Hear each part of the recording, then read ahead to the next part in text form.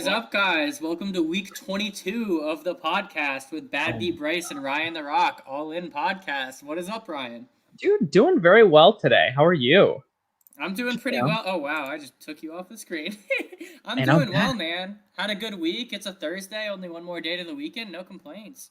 Yeah, I mean, I was super happy. I won a nice little MTT last night. Got a little bank, which was very happy about. Even though it was a small field, feels good to get a win. I feel I had a lot of second place finishes, and we've been doing so much heads up studying that as soon as I got even stacked, and I was like, if I lose this at 20 big blind depth, I'm going to be so pissed, even though it's super shallow.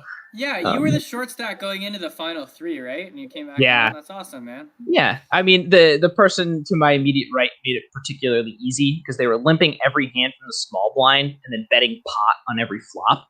So it's like, it's amazing. It's just like, great. I can profitably either check, shove. I can do anything I want pre-flop. I can see a flop cheaply, and then I know you're going to bet pot. So I can obviously just play perfectly against that. Very easy. Very exploitable. That's awesome.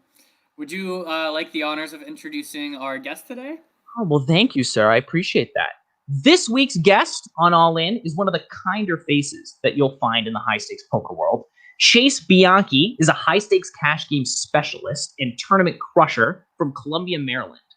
From humble beginnings as a college dropout card dealer at Washington casinos, Chase is now a WSOP bracelet holder with just shy of $1 million in live tournament winnings.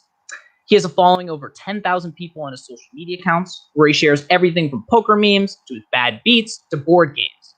Be sure to catch him on live at the bike streams as soon as the Instagram game returns. And without further ado, let's welcome Chase Bianchi to the All In podcast. What's up, fellas? How we doing? Damn, that was an impressive intro. Thank you, sir. I appreciate that. I try to do some research on it. So we wanted to have a conversation today. The settlement for the Stones conundrum, shall we call it, has officially come out, and the legal ramifications we've gone over previously on the podcast. It's really hard, especially in California, to pin someone for cheating at poker. But recently, one of the directors of the poker room, Jason Karitis, has taken control of the Stones Twitter, Justin Karitis, taking control of the Stones Twitter and of his own Twitter, and has really gone after the poker community for going after him. And I just think personally that he's continuing to dig a hole really deep for himself, because it's the more that he digs this, the more it becomes even more clear to us that he had some involvement in this. Yeah, he basically said that people cherry-picked evidence, and that there's just... Yeah, he just doesn't think that Mike Postle cheated. I mean, it's crazy. Like, there's so much evidence, and he just didn't bluff in so many spots that would make sense based on his bluff. Like, it's just so crazy, Chase. So we'd love to hear... we'd love to hear your input. Well, it's pretty wild. Like, it's pretty easy to think that Justin was involved, and a lot of things point towards he was. And if he wasn't involved, like, man, the cognitive dissonance to be that close to it and not, I could definitely see a world in which he had no idea and this happened right in front of him and he just can't comprehend that it was happening. Like, it's so mind-blowing that this big thing happened right under his nose. So that's possible, but man, he is going about this the worst way. He's just, like you said, digging a hole. Whoever's telling him to do this or like patting him on the back is a terrible friend. Like, how could you tell your friend to do that? He's just watching a train wreck. It's bad. Totally agree. It's every day, too. It's not like he had one statement, one tweet. It's every single day for the last few weeks. He's just continuing to dig this hole for himself. And it's sad to watch. He's now made the poker community as a whole so frustrated to the point where Phil Galfond and Sean Deeb have now come out and said, we're going to go through all 8,000 hours. 8,000 hours of Stones live with Postle on it and break down each hand. And they're like, we're going to prove statistically that it's impossible for him to achieve what he achieved there. And I just, I feel bad for him, because had he maybe made a statement and then shut his mouth afterwards, this would have blown over. But because he continues, and because the Stones Twitter and his own Twitter continues to be the source of memes for the poker community, that's just what he's going to turn himself into. and that's just sad. Yeah, and if he is involved, like him talking is just implicating himself. Like there's going to be something that he slips up and says something dumb, and we have so much data on it. And one thing that's really cool is you have Galfond he's like outsourcing to the community essentially. He's like mass human volunteers, man hours putting into it. Then you have Berkey on the other side. He's like automating it. He's having someone program a screen scraper. So we're really going to get like 2 looks at the data and get to even like verify the data by itself by both of those guys doing it. So there's going to be irrefutable evidence that he cheated, almost certainly. Oh, Right. Absolutely. Exactly.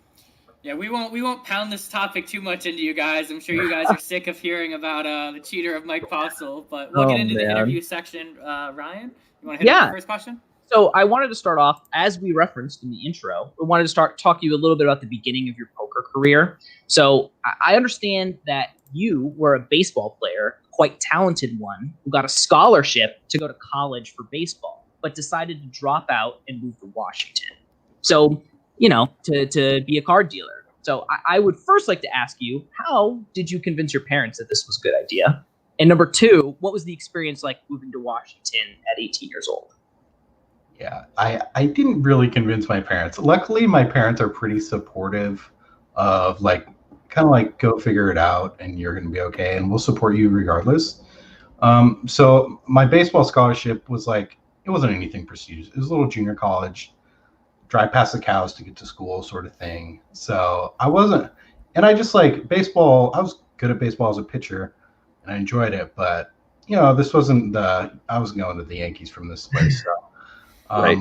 Once I got to school, I was just like, oh, I don't want to do this.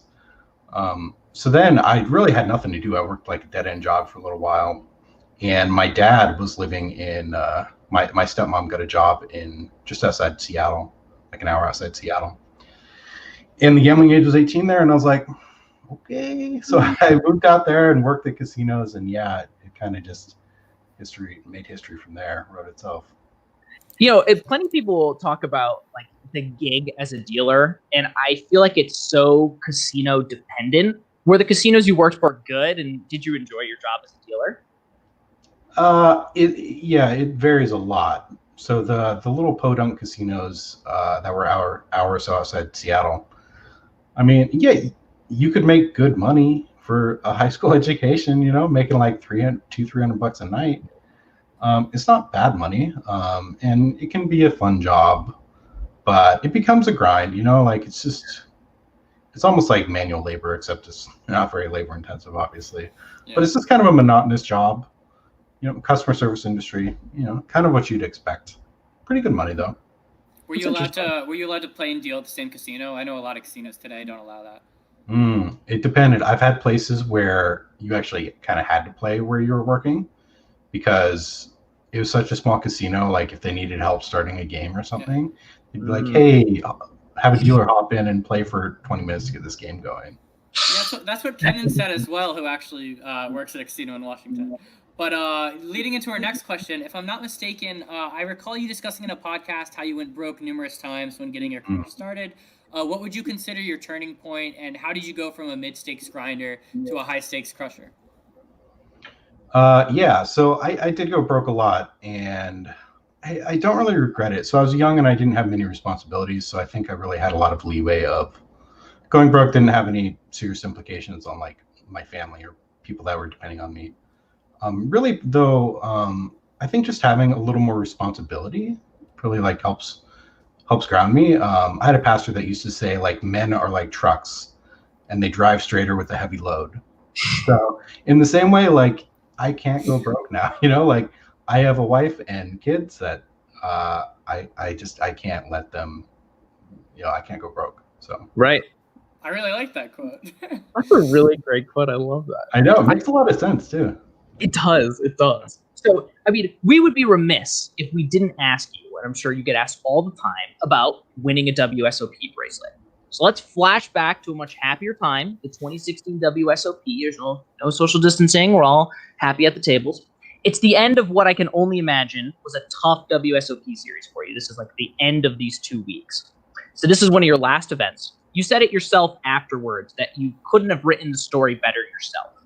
what parts of that story are still really vivid for you today, and just what sticks with you about the experience beyond the bracelet itself?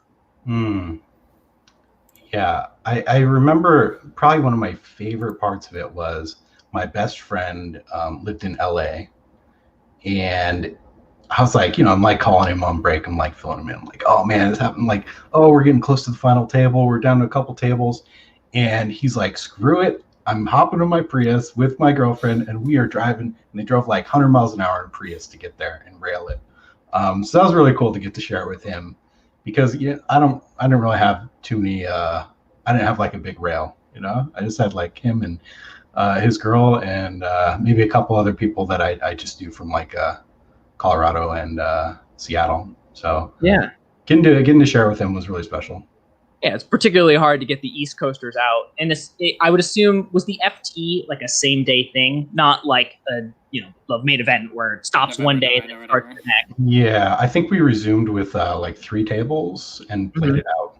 It's not that it was small, but it was only in 1K. It wasn't like live streamed or anything. So we didn't even go in the Thunderdome, which was kind of disappointing. You always think if I make the final table, I'm in the Thunderdome. Yeah. I was so disappointed by that too, because I spent the better part of like 2 hours trying to find a recording of that final table. And, I couldn't find a recording, but I did find a list of the people who were on it.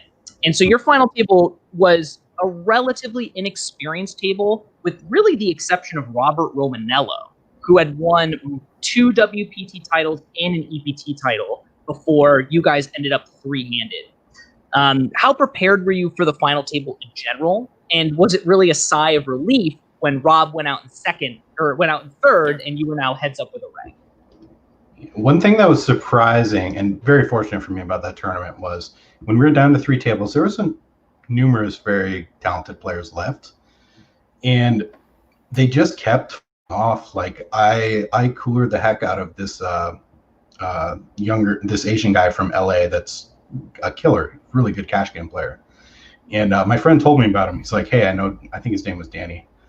Danny's still in and he's a really good player. And I cooler him and then he moves to balanced tables and he gets like aces in against kings and the guy hits a king and he's out.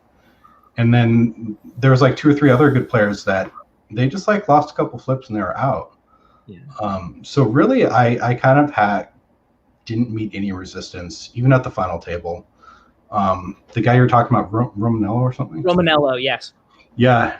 I thought he was going to give me a harder time because I like looked up his Hendon mob, but he just played like type passive, and I just kind of, I was surprised he made it that far, honestly. Wow. Fair enough. That's awesome. Doesn't sound too intimidating. It's good that you had a pretty clean run there. Yeah, I tried to like punt it at one point. I got it in with like pocket 5s against kings. But I had everyone out chipped, so it's like it cost me half my stack or whatever, but ran it back up. It happens. Congrats on the win. I'm sure you still think about it fairly often. And at the end of the day, you're the one with the bracelet, right? Yeah, that's right. Yeah, moving into our next question. I know you grinded at MGM National Harbor, which is where I play a ton, before moving out to Boston. I've mentioned on this podcast before how juicy the low and mid stakes action games are, but how would you personally rate the mid and high stakes games? And this kind of is a different question, but what inspired the move, and was it difficult to convince your wife to move again for poker? Yeah, so I mean, I have moved from Colorado to Maryland to play in Maryland, and moved there because the poker is good there. I think one thing is like being in these emerging markets, which is also why I'm now in Boston. Being in these places where you have these like regional casinos that open up, I think the games are really good for like 5 to 10 years. So I think it's really profitable to consider moving to these places. But yeah, it really depends. Poker's become like much more localized as opposed to like the mecca of LA or Vegas. So I think there's a lot of opportunities for these local card rooms to find some good games, even some high stakes games, if the room can support it, if the economy can support it. Yeah, makes sense. Yeah, MGM definitely can run some bigger games, especially on weekends. But yeah, and I totally agree with you. It's been interesting to see this kind of boom recently of small card rooms, where like a lot of the older ones that were quasi dying out are now super active again, and there's more like new poker clubs coming out. that are really exciting. And I kind of like the idea of having, really solely a poker room with like arcades and fun things to do outside of that. So I'm a big fan. Absolutely. Yeah. Obviously, your wife's been very supportive of your poker through the years, but was it difficult for her at all to move, or was she just all aboard? It was. I mean, it was both. It was very difficult. She grew up in Colorado. She was born in Colorado, raised in Colorado, and yeah, she was like, I got her through. I worked 2 jobs to get her through college, get her master's degree, and then I was like, I can't do this anymore. So she was very supportive. She said, what do you want to do? And I said, I want to give poker a shot again. I'd done it before, given it up for a couple years, and just grinded a casino job and working at UPS for a while, or FedEx rather. And I was just like, I can't grind forever. So she was very supportive. She wanted me to pursue something that I was passionate about, and she let us sell our house and fund my bankroll. And that's love, my guy. I haven't lost the house yet, so we're good. There we go. That's big. Yeah, you got some more responsibilities now opposed to 18-year-old Chase. Yep. Ryan, you want to hit him with the next question? Looks a little frozen. Ooh, yeah, we got frozen Ryan here. I'll steal your question, Ryan. I hope you don't mind. I feel like this is definitely a question he wanted to ask, but you haven't pulled punches when talking about poker scammers, such as the notorious New York Poker King. You got the opportunity on Live at the Bike to run a really significant bluff on the 2-5 Instagram game, forcing him off an overpair with a river shove facing a bet. How did the beef between you and New York Poker King start, and are things resolved today?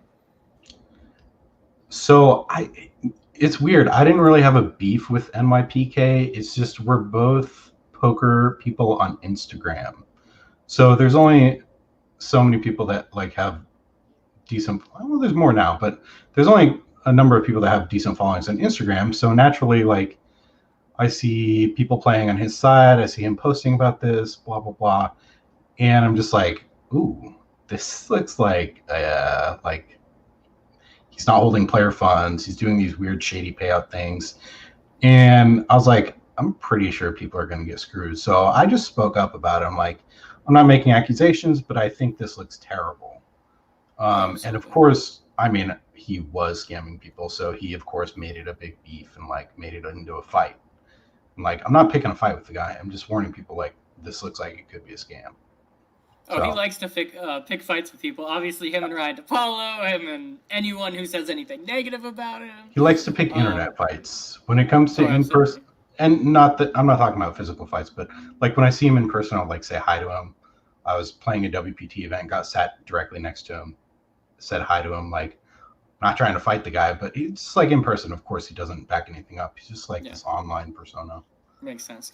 So it actually feeds into a question a little bit. Do you play much online at all? I know you're mainly a live player, but do you play on these like third-party apps, Poker Bros, PP Poker, whatever it may be? No, I definitely don't play any of these app games. I'm kind of opposed to them in general because I think they're ripe for cheating. But I do play some on Ignition, grind a little bit of cash. I've been trying to do a little bit more of that lately. Obviously, pandemic stuff and just games are not great right now, man. Poker's pretty rough right now, wherever you are. Yeah. Even here, when I have poker games, it's pretty rough. Hey, welcome back. Hello. Have there been less higher stakes games? Because I feel like just viewing your stories, I've noticed you've like been playing a lot of 2-5 and like the 5-10 games are just so reg filled. Have you found that you've had to move down as a result of COVID? So I was mostly playing at Encore in Boston. They have not opened their poker room up yet, so my only option is these little New Hampshire casinos, and their state law is $1,000 max buy-in on any game. So the biggest game that runs is 5-10 no limit with $1,000 cap, and it doesn't even run that often. It runs a couple days a week. So really, my only option is like 2-5 for probably half my volume, and then some 5-10. Yeah, that's definitely not ideal because obviously you play 5-10 and up typically, but. Hopefully poker's been all right, live poker. Yeah, quarantine poker's been pretty good for us. We've been playing on the apps. I've been playing some live. Ryan has not. But I definitely understand why you would not trust those apps after, whether it be New York Poker King, which Ryan, you missed that question. All I know good. You would have loved to ask that. All good. But hopefully COVID gets better and you can go back to playing those higher stake games. Yeah, and a lot of the apps are just privatized, right? Like Yeah. I was playing on one guy's private game for a little while. It was a great game, but they like kicked all the pros off essentially. Yeah. I know I have friends that play on like the local player started a group, but the guy that runs it had told my friends that like I'll never get in. So it's like because you're too good. Yeah, essentially, like I'm friendly with the guy, friendly with all the players, but and this is where it's a shame that it's privatized. It's just, man, not like. Oh, that's incredibly annoying. Ironically, Ryan's allowed in a private club game that they will not let me in, and I'm pretty frustrated about it because it's our buddy who runs it. But anyways, It does. Ryan, do you want to hit him with the 7th question? Absolutely. So, we've talked a little bit about your bankroll management strategy, and you've often said that small stakes players and mid stakes players don't shot take enough. Mm-hmm. And that's a really interesting question for me specifically, as someone who I've only really been in the game for about a year and a half. And as a small stakes person who's building a roll, at what point do you really see shot taking as something that someone like me should do? So I think you should have whatever your normal game is. Like, what is it? 1-2. 1-2. Yep. 1-2. Yeah. What's your amount of 1-2 where you're like, oh, I'm pretty comfortable. I've got like 10 buy-ins or 15 buy-ins. Where if I would say once you get to that point, just like every once in a while, save up a buy-in for the bigger game and shot take. And also, I don't know your current situation, but if you're financially able to just set aside a buy-in or two a month to shot take, you can do that too. Right. It's really dependent on what your risk tolerance is. I feel like that's the biggest struggle for me is risk tolerance, especially as a beginning player, where it's not really the game strength that concerns me as much as losing $1,000 versus losing a couple hundred. So I don't know. I feel like that'll come with time and with feeling more comfortable at the tables. Yeah. Yeah. And if you're just not in a position to lose a couple $1,000s, then don't do it. Right. But I do think that you have pretty accelerated growth as you shot take as well. So there's some intrinsic value there of playing a bigger game. I'm really going to grind hard and study the spot. And I think you're going to grow a lot from it too. So there's value outside of the game. That's a really interesting point. I like that. Thank you. Yeah, I absolutely agree with Chase. And for online players listening, the rake structure can actually be horrible at these lower stakes. I know one union that quite literally rakes 8 big blinds at even 51, whereas they're raking 2 big blinds max at these bigger stakes, and it's just ridiculous. And live poker, obviously, whether it be from tipping or the rake, 1-2 and 1-3 games, it's just brutal. So obviously you don't want to throw yourself in a 2-5 game or 5-10 game if you haven't been studying, haven't put in the work. No. But yeah, I absolutely agree with what Chase said. So Chase, one more thing. I also think if you have something to look forward to, it might motivate you to play a little more, study a little more. So I think there's some motivation in moving up. Moving up stakes is very motivating. At least it has been for me in the past, and so that's another thought too. Yeah. Absolutely. I like that. So you've been playing poker for a long time and just been around it. What would you say your craziest casino story is? It can be from your dealing days or something you've seen crazy going on at the table. Does anything come to mind? The dealers see it all. Oh, I believe it. Yeah.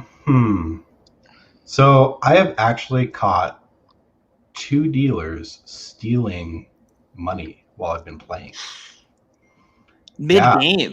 Mid-game. So here's one thing, I'm a dealer. I know what you're doing. There's things that you're doing that I'm like, why are you playing with those chips? Why are you doing it? So I've actually caught 2 dealers stealing and reported them. One of them, I think, lost their job and didn't get prosecuted. One of them, I came back a week later and they're still working. And I was like, oh my gosh, that's terrible. And I just never played at that place again. Both times I caught them stealing the player's bonus drop Yeah, dirty. That's Oh my really gosh. dirty. Wow. That's crazy. You expected to be like, slipping a bit out of the rake or something, but Once wow. you saw that, did you continue to tip them? Did you stay in the game, or what did you do?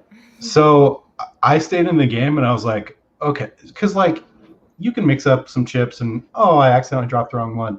I see it happen like a lot actually, but when you stay in the game, you're like, oh wow, I'm gonna see if they do it again. And they do it again, and then you're like, oh wow, I'm gonna wait until the next time they come to deal my table. And then you're like, okay, call the police.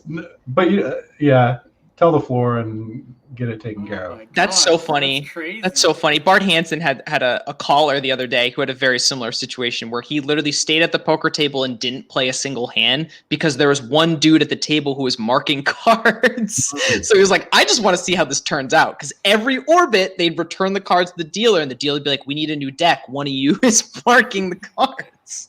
At least they recognized it immediately. Oh my gosh, that's crazy. Oh, no. But yeah, our last question before we go into your hand history is just, if you have one piece of advice to listeners who take this game seriously, what would that piece of advice be? One piece of advice. I would say just make sure you have know what you want to get out of poker and have it be something healthy. So it's totally fine if you want to play poker recreationally and you want to blast it off one day a week and just play tarot. That's fine. It can be just a hobby for you to Come join our game, please. yeah, seat open on my right, please. But know what you want to get out of poker, and really, like, I think if you know what your goals are and what you want to get out of it, even if that's just a purely recreational pursuit, I think you're gonna have a better time with poker. I think you're gonna have better direction with poker, and just a better relationship with poker. And just really like yeah, don't. There's nothing. I think we like oversell the idea of becoming like a world beater in poker, when the real dream is just to play poker for fun. I totally Absolutely, agree. man. I Well totally said. agree. That's great. Do you have any closing questions, Ryan? No, before we go into hand history? I got nothing. I was very interested by this hand that you gave us today because Me as well. I put together. I used this little software and put together the hands, and we weren't told the outcome, and I was left on quite the cliffhanger. So here we are. This is what are we playing here? We're playing 5-10, yes? Yeah, we're playing 5-10. You're 150 big blinds effective. Actually, it was a 2-5. Was It was it actually a 2-5 with a 2-5 straddle? game. It might have been a straddle or something. Yeah. But yeah, you can play like this. It's totally fun. Yeah, so we wake up with ace king on the button, pretty good holding, and there's one limp, and then the cutoff makes it 40. What are you thinking when you wake up on the button with Big Slick? Yeah, typical. Just this is obviously a hand I'm going to 3-bet. I've been 3-betting Frosty quite a bit. He's a little splashy, a little loose, but also like not giving it away. The guy's clearly got some clue. So I typically go 3x in position, 4 or 5x out of position. Standard? Yeah. And any comments on that, Ryan? No, I got no comments on that. I think the only thing I would add is that, the nice part about being on the button here and 3-betting is that we could be doing this with a lot of hands. I mean, everything from suited connectors. We can be 3-betting a lot of our range here. So having ace king is great because now we're 3-betting for value. I like this software, Ryan. While I haven't figured out the full screen, it's nice that it says the amount of big blinds. That's cool. That's so nice. So the flop comes Jack 6-5, 2 diamonds, and Villain decides to check it over to you. So what are you thinking on this board? So this board, high card, small card, 2 small cards, 2 diamonds. I'm typically going to have like around a third pot c-betting strategy with most of range here. We could work in some checks, but especially with the diamond in our hand, I think we're mostly going to be betting with this hand. Yeah, That's a really interesting point. So, I mean, Bryce always harks on me about the way I play ace king post flop because I tend to be a little passive, a little fitter fold with my ace king. So, I like the point that you make that ace king with the king of diamonds is more of a bet than if it was ace king, ace of clubs, king of spades. I agree. Absolutely. I think I tend to bet most of range here, though. Right. Yeah. Especially as a 3-better. Yeah, exactly. As do I. Ryan, you need to stop being a bitch. And Frosty decides to put in the call. Queen of Diamonds comes, which is an interesting card. Obviously, the front door flush gets there, and we have the King of Diamonds in hand. So what do you perceive this? Do you perceive this to be a good card? Obviously, we have the King of Diamonds and have the second nut flush draw, and we still have the gutter ball to nut straight. Yeah, nut straight. Yeah, so how do you feel about this card, even before he leads into you? Yeah, I mean, obviously it's a great card. We pick up equity. It's overall good for our range being an over card, kind of hits us in general. And his small lead, well, I guess we'll start with that and I'll let you guys have some input. Yeah. With the small lead, yeah. Go ahead, Bryce. So absolutely, the Queen, I think, is a good card for you. And holding the King of Diamonds, you block a lot of diamonds, that diamond flushes that he could have. So obviously he can't have the King 10 of Diamonds. We don't expect him to really ever have, like, I mean, he could have King 9 Diamonds sometimes. But from the cutoff, that would be a fairly loose of a raise, but not necessarily horrible in position. So having the King of Diamonds, I think, is so important. Had we not had the King of Diamonds, I wouldn't like your play as much, even though this Queen is so good for your range. I think having that King is pretty good. But at the same time, I mean, he could have Ace 10 of Diamonds, which would make some sense here. But would he play it that passively on the flop? I mean, he could, assuming we could have it overpair a decent amount of time. I'm going pretty depth into all the different. No, I'm with you. I think that the play you make that we have not shown, I am in love with, to be honest with you. Definitely bold, and I think that I'm interested in hearing about it because he's a loose, aggressive player. So I'm wondering what hands you think he would end up calling with. So I've been spoiling it. So before Ryan even adds a comment, Hero decides to rip it in his face. So Ryan, what do you have to say about that? Yeah, I think this is a really interesting spot here, with especially containing the King of Diamonds in your hand. But I totally agree with what you're saying. Having the King, the Queen, and the Jack of Diamonds accounted for, the only nut diamond they can have is the Ace of Diamonds. So we block the significant portion of their calling range. Not to mention the fact that we also block both of the overpairs that could theoretically exist here. I don't know. So what really made you lean towards putting this as a shove here? Because you do have decent equity, as you said. You got 9 outs to the second nut flush. You still can hit a 10. Why'd you shove instead of just flatting here? So there's a couple things that lean me more towards shoving. And I think you should probably call some of the time. I don't think you should just rip this every time. Right. But some things that lean me towards shoving is, for one, when we make a flush here, we're often not getting action. So taking our equity now and just taking our flushes versus whatever that we hit on the river is kind of appealing if we don't think we're getting paid a lot. Also, I think a leading, like in a 2-5, 5-10 game, someone leading here, I find it not, especially for a smallish sizing, I think it tends to not be like super nutted hands. I think it's often hands that just kind of want protection, that are kind of unsure what to do. Say maybe like if he had Ace Queen, or he has like Ace Jack with Ace of Diamonds or something, which, I mean, we need to be concerned about those calling off. That's a problem too. But or just like a Bear King Queen or something like that. Or even like Pocket Kings, just something that he's not sure what to do. Maybe even Queen Jack. So all these hands, I think, could conceivably bet fold. And I think people just tend to overfold in big pots in like small mid-stakes games anyway. So just kind of like player pool, I don't see a lot of leads with super nutted hands here. Yeah, I absolutely agree. I think we discussed briefly what hands point. we were afraid of him having, but I think his lead, like you said, just screams not nutted.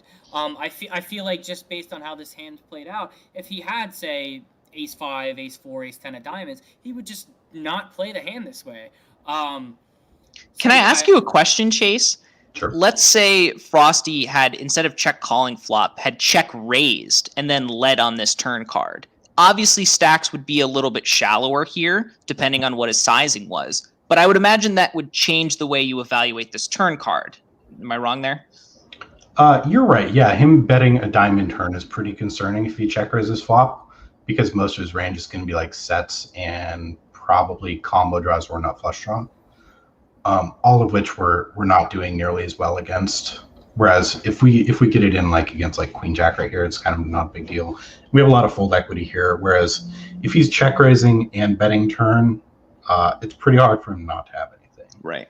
Absolutely. Yeah. So I think I very much agree with your read, and I'm assuming villain folds here, but we do not know the results of this hand. So Chase, do you want to close us out here? I will reveal. We shove, and he snaps with pocket queens. Oh no! Which is, it makes sense. He's like kind of trying. He's got a hand that he's trying to protect, like we were saying. Yeah. But he's got one that he has to call off. So yeah, he calls off pocket queens, and we break. Yeah. Oh, no diamond, damn. I like your line. I mean, obviously it didn't work out for you here, but I think your logic was very sound, and I think the majority of the time this isn't a nutted hand. And I mean, we're right in the sense he's not nutted. I mean, obviously a set is just queens are not going to go away from her, obviously. Ever. Right. But yeah, I think it was a good play, and obviously I'm sure you feel pretty good about it. So yeah, just didn't get the result this time. Yeah, I felt good about it. It's he's definitely got that one hand where he's like sort of trying to protect it, but he's also calling off, which is a bummer. Yeah. Right, and I feel like that's such a narrow portion of his range. It's basically just queens and jacks. And if we're so concerned about 6 combinations of hands, then we're probably not playing this spot properly. Yeah. So Absolutely. I like the aggressive play. I really do. That's cool. 100%. But yeah, very much appreciated having you on the podcast today, Chase. Very great conversation. Appreciated this hand. And yeah, good luck crushing it. Hopefully the games pick up in your area. And yeah, I hope we cross paths in the future and hopefully play a game with you sometime, man. Dude, fingers crossed. We can run into each other at Maryland Live one day. Or Encore. I'll go out. Or Encore. I'll go to Boston. Heck yeah. Who was at Boston, man? Hey, if you guys want to play some Among Us. Dude, I played some last night. I'm in, dude. That sounds like fun. We got some poker players on Discord. I was just playing. That's where they were playing last night. I will DM you right after this. I'll give you 4-1 Chase as the imposter. All right. Have a good night, Chase. Thank you so much for coming on the podcast. Thank you, Chase. Good night, fellas. I enjoyed it. Have a good one. Thank you. Alrighty, man. Let's pull up the next hand we have for you guys.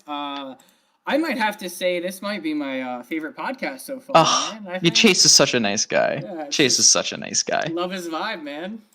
But, Yeah, let's pull up apologize this for my next one. Chrome crashing there. That was interesting. You had to get me back for that one time. The electricity in my entire city went out.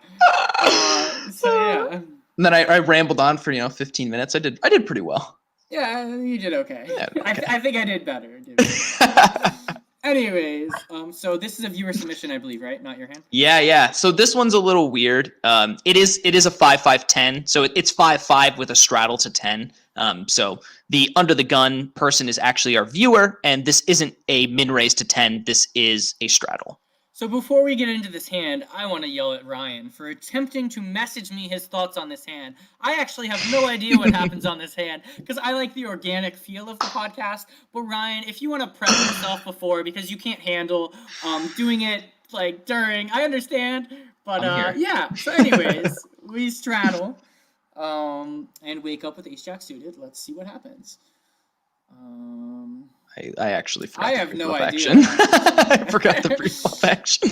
Okay. Oh, actually, yeah, we're gonna get completes from the blinds. Okay.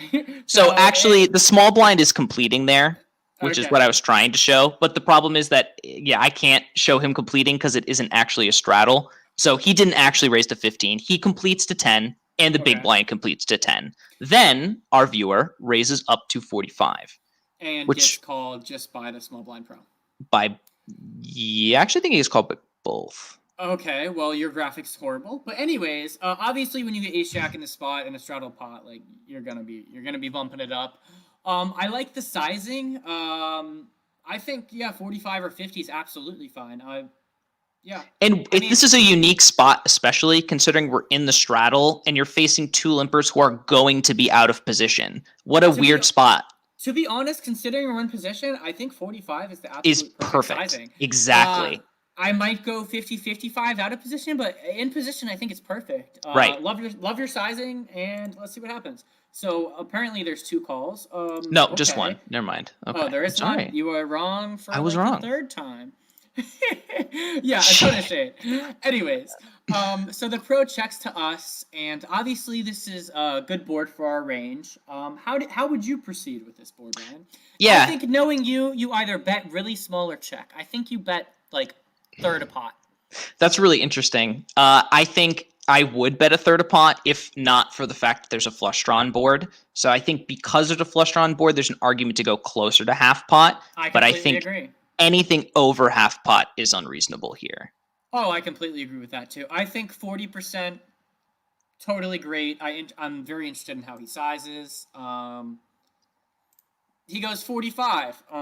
Which is, yeah, so that's he went fine. 45 and a 95. I love it. That's exactly what I would size. And we get raised to 125. Wow. Okay. So I don't see any argument for doing anything but flatting here. Yeah. Do you have any comment other than that?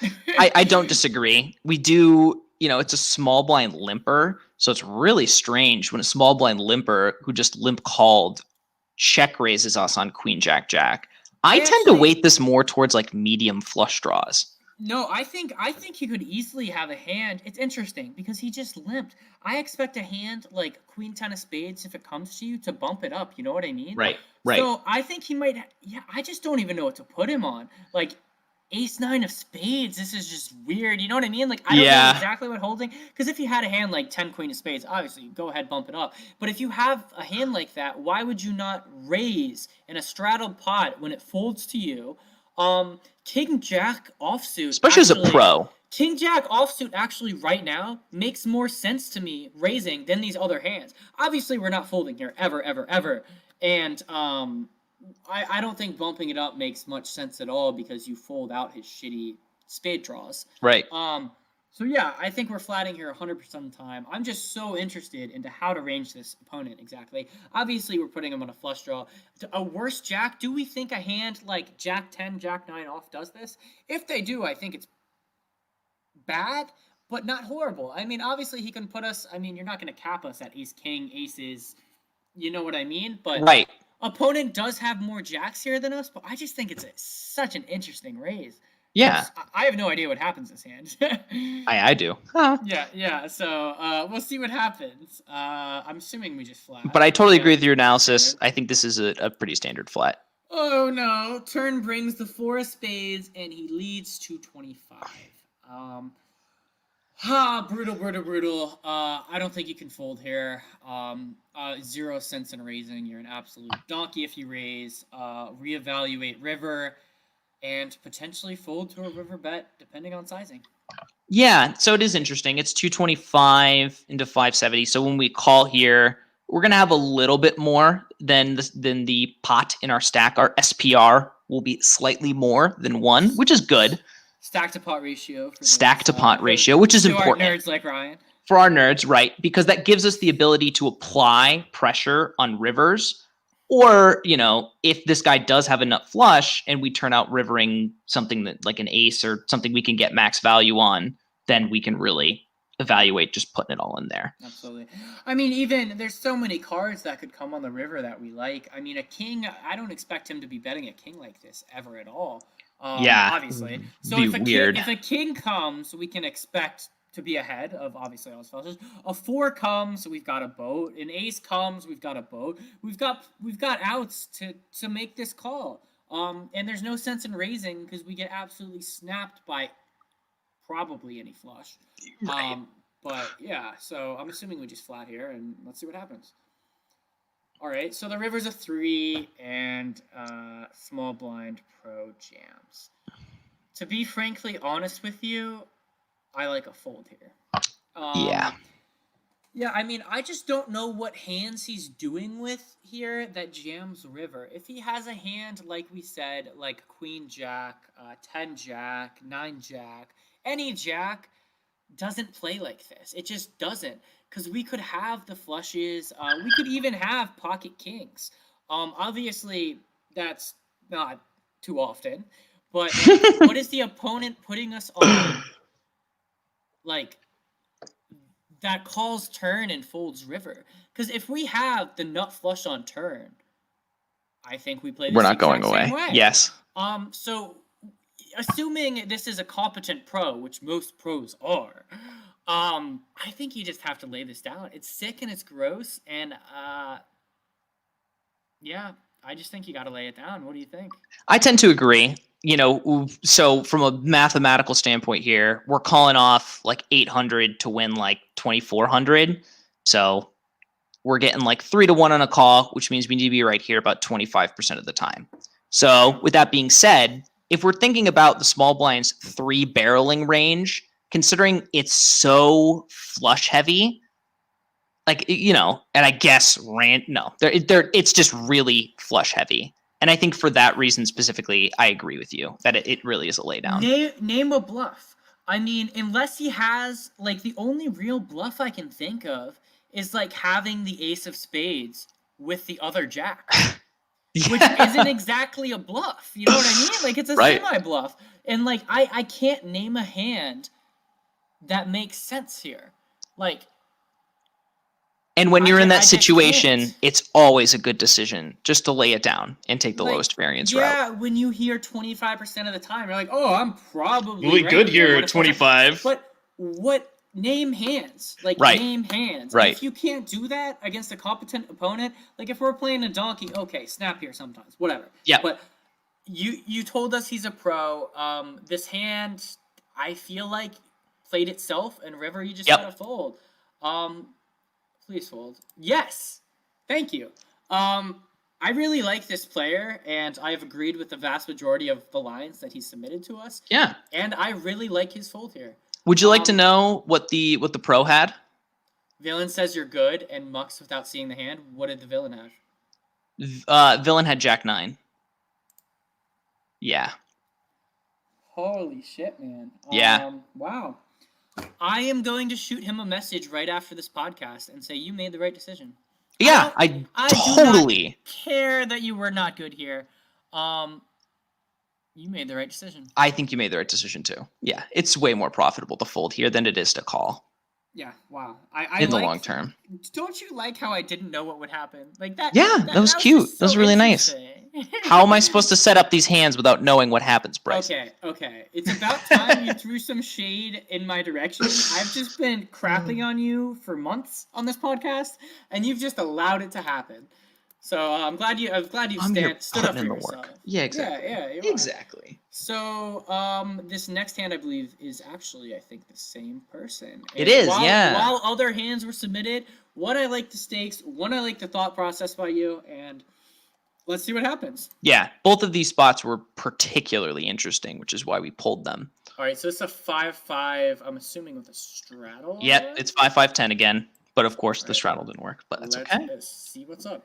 We got ace queen in the big blind suited. Pretty premium hand. Let's see what happens. Let's see. Okay, button raised to 35. 125. Oh, interesting. Okay.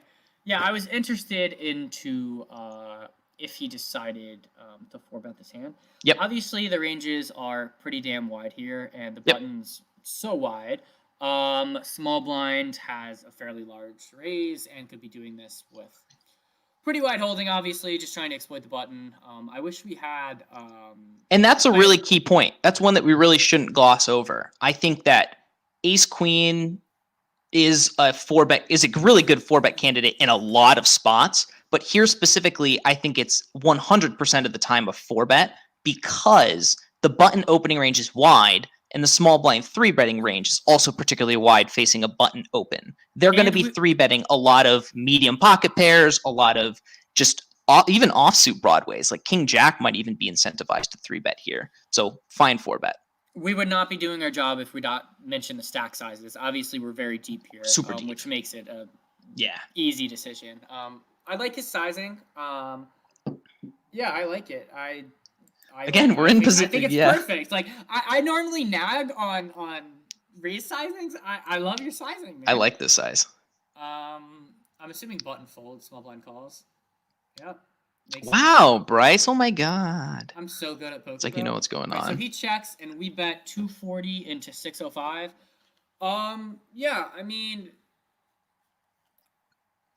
I like it. I could even elect for smaller here, to be honest with you.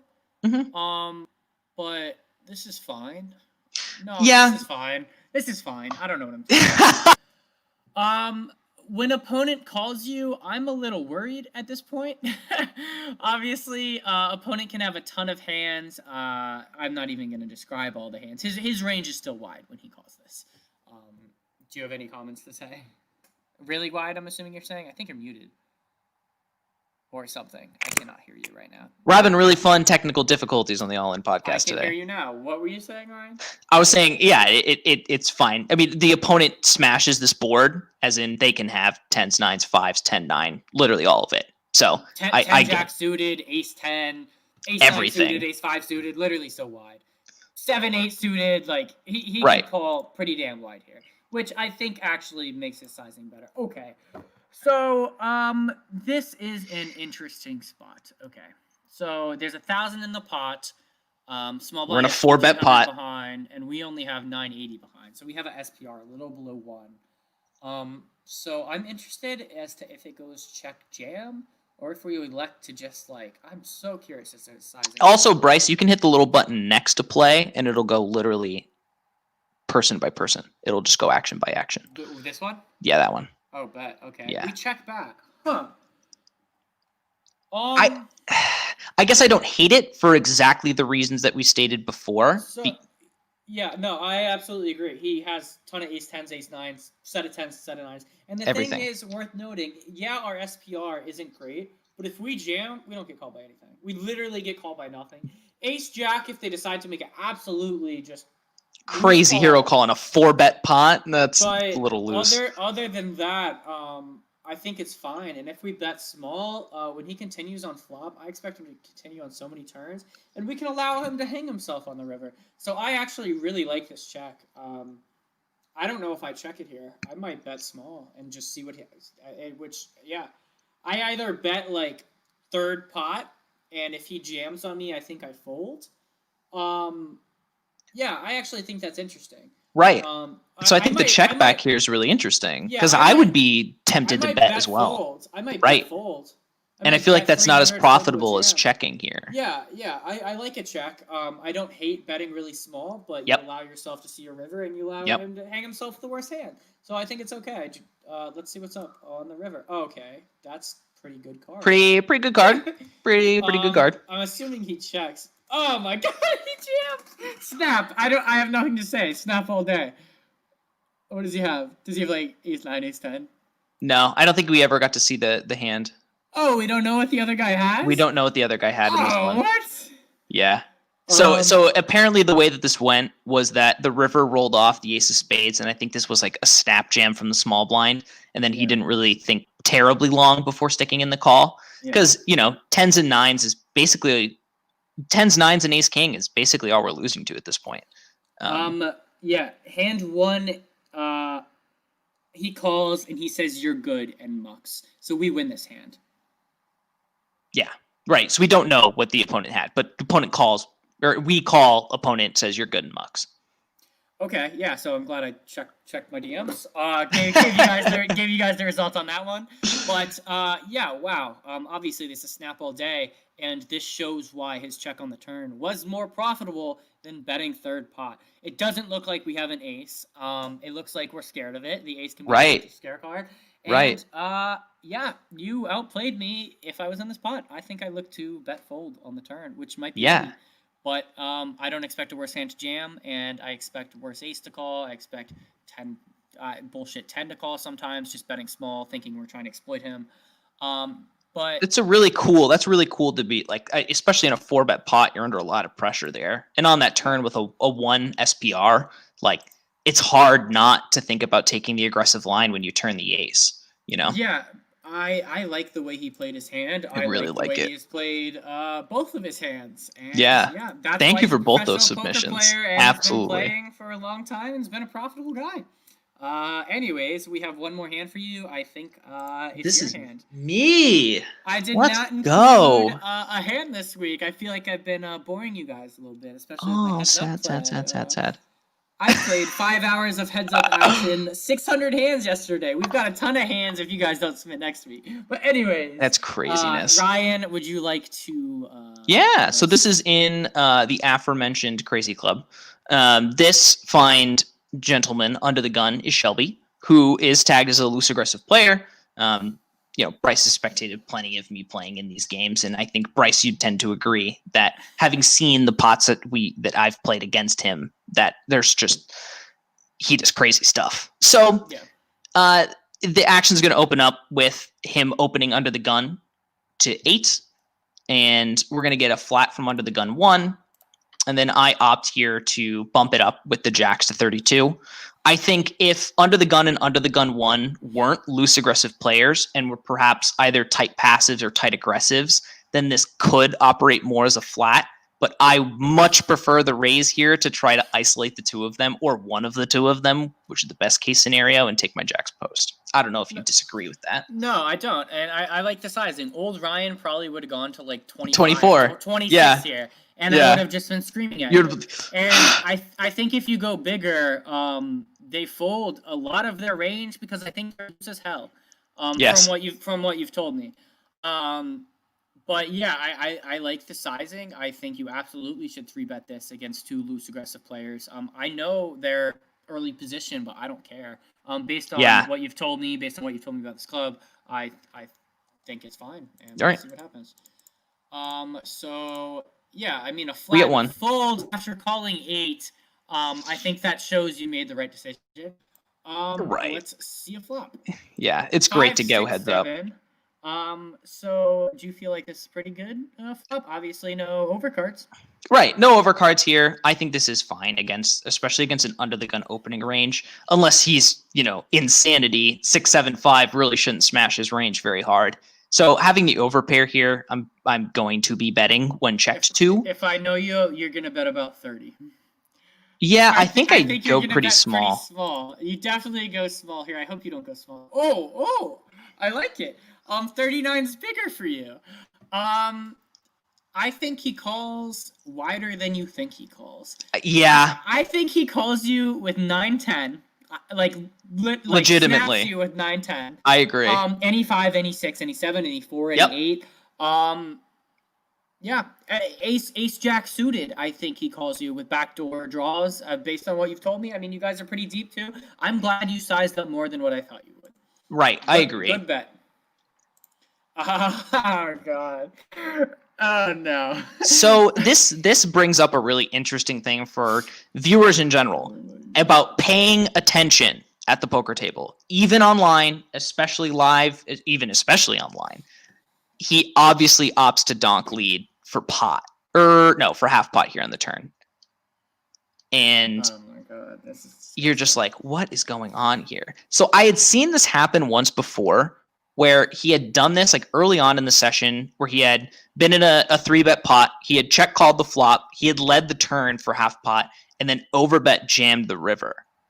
The opponent folded. I don't remember what the board was. And he showed 9s, which was like a significant underpair. I think there was at least a king and a queen out there. And he shows the 9s. And so this spot comes up and I'm like, there's just gotta be like, what in the world is in his donk leading range that's beating me right now?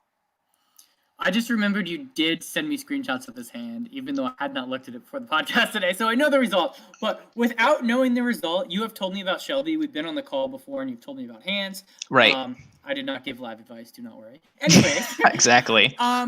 Yeah, I don't think he leads here. Obviously, he knows that he has more 4s than you do, and he obviously could have 4-5, 4-6, ace-4. Like, he has hands that could contain a 4 in here.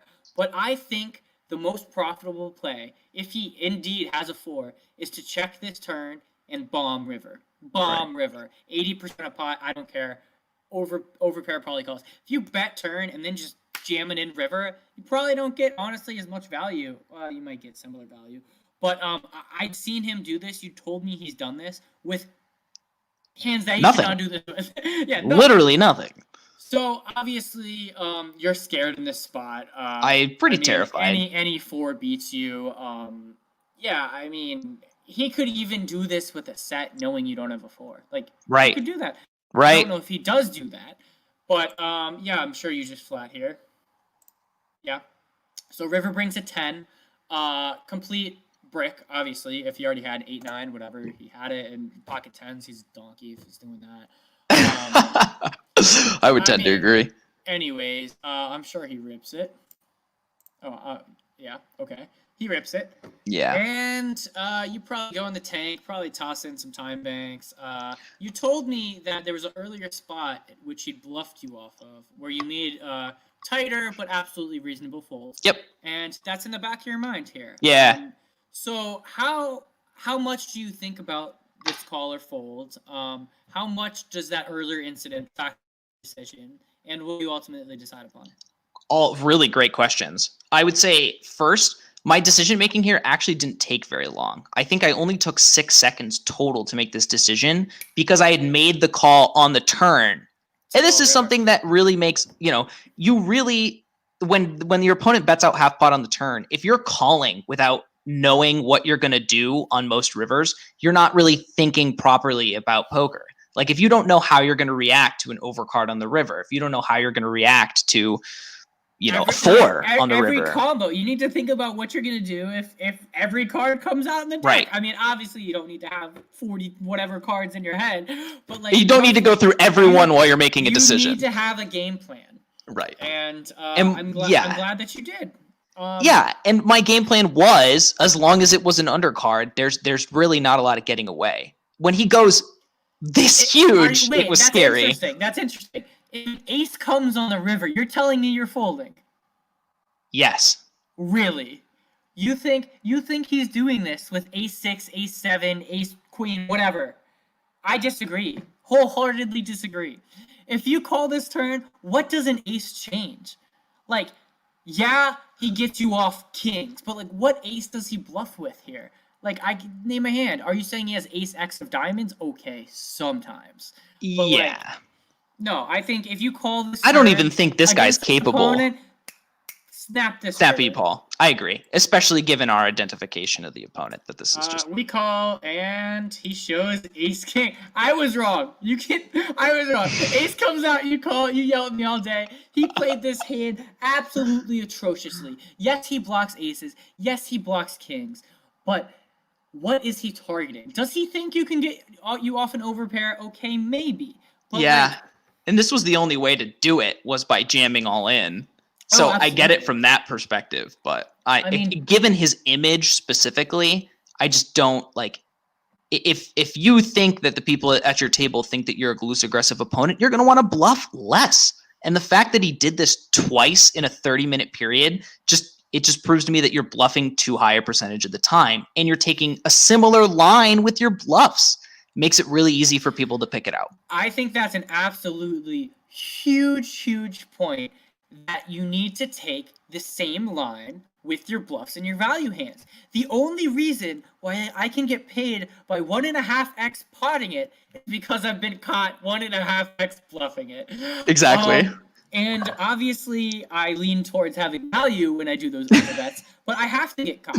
I love getting caught. When people call me, I am so happy. Call me with third pair, please. Right. Because most of the time when I'm doing it, I'm getting paid, and you're calling me with jack shit. Exactly. So that's a huge point. I like the way you played this hand. Obviously, you need to pay attention. Obviously, I think it was, I said obviously a ton of times, but you need to pay attention to every single showdown. I don't care if you're in the hand. I don't care if you're not in the hand. You need to tag these players. Ryan does a good job of tagging every single player. He takes notes on exact spots of what people do. Yeah, I write their hands in. I don't necessarily go to that great lengths, and I also have a fairly good memory, but you need to be note-taking. You need to be paying attention. You can't be all loosey-goosey being on your phone. Eating a sandwich at the table. At the table. I don't know how many times we have to say it. But yeah. Any other, I cannot hear you again. You are having hella issues. Maybe you need to invest in new equipment, Ryan, like I did. It's sad. It really is. I'm absolutely kidding. He just bought a new webcam and a microphone, which both sound very good, by the way. Crashes in the middle of a podcast, right when I buy all this nice stuff. It's all good. Anyways, I will take this hand off. I will wrap up this amazing week 22 session. Thank you so much, Chase. I had a ton of fun on this podcast. Yes. Ryan, you need to invest in some better equipment, but love you anyway. We're going to continue having these great guests. Please continue submitting your hands. We had extra hands this week, and we very much love being able to have the opportunity to hand select and bring you guys this content. So thank you for watching. Smash that like, smash that subscribe button, share with your friends. Any closing thoughts, Ryan? None, other than do exactly all of the things that Bryce just listed in that order. Absolutely. Have a great night, guys. Have a good weekend. Good luck on the grind and stay safe.